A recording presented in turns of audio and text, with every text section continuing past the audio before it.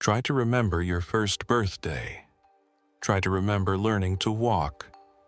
Try to remember your mother's face when you were 1 year old. You can't. Nobody can. And that's strange because you were there. You had a working brain. You were forming memories about everything else in your life from that point forward. So, where did those years go?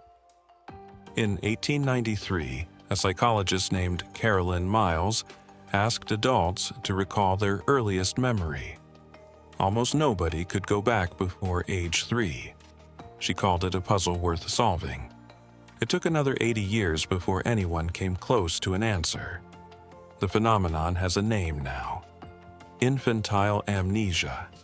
And it's not about your memory being bad, it's about your brain still being built. Here's what happens. The hippocampus, the part of your brain that files memories away for long-term storage, isn't finished developing until around age 7. Babies form memories constantly. But without a mature hippocampus, those memories don't get filed anywhere permanent. They're written, then overwritten, like a notebook where every new page erases the last. In 2016, neuroscientist Paul Franklin ran an experiment on infant mice. He found something counterintuitive. The infant brain isn't bad at making memories, it's too good. Baby mice generate new neurons at an extremely high rate, and each new neuron disrupts the existing memory circuits to make room. The very speed of early brain growth destroys the memories being formed inside it. Fair question. If the memories are gone, were they ever real? Franklin's team tested this directly. They gave infant mice a fear memory, then artificially reactivated the exact neurons involved weeks later. The fear came back.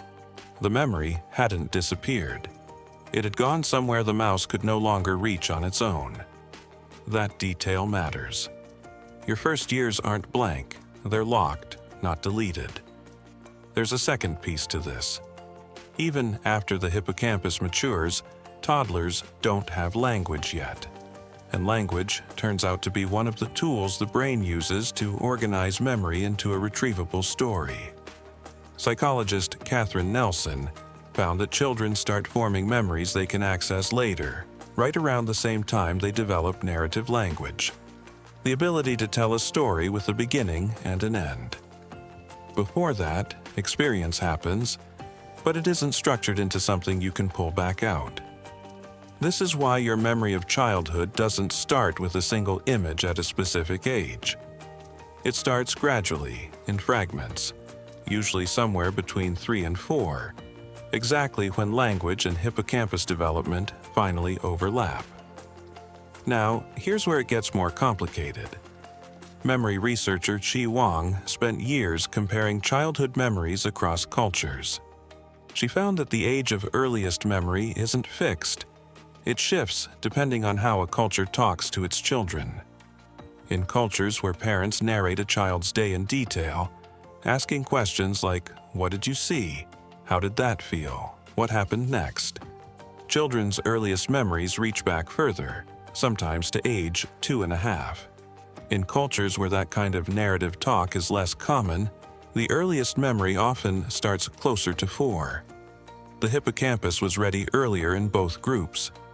The difference was whether anyone helped turn the experience into a story worth keeping.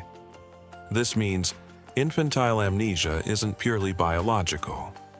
Part of it is built by the people around you, whether they helped you rehearse your own life back to yourself while it was happening.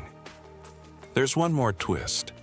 Elaine Reese, who studies parent-child conversation, found that children whose parents used this elaborative style, rich detail, open questions, follow-up, didn't just remember more of early childhood. They developed a stronger sense of personal narrative overall, a clearer internal story of who they are.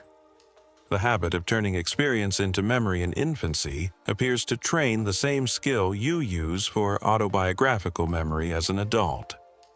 So, the years you can't remember weren't wasted. They were the training ground for the very system that lets you remember anything at all. The hippocampus was learning to file. The language center was learning to narrate. Neither was finished yet, so nothing from that period survived intact. You are not blank before age 3. You are unrecorded. The camera was running, the crew was still being trained, and by the time everyone knew what they were doing, the earliest reels were already gone.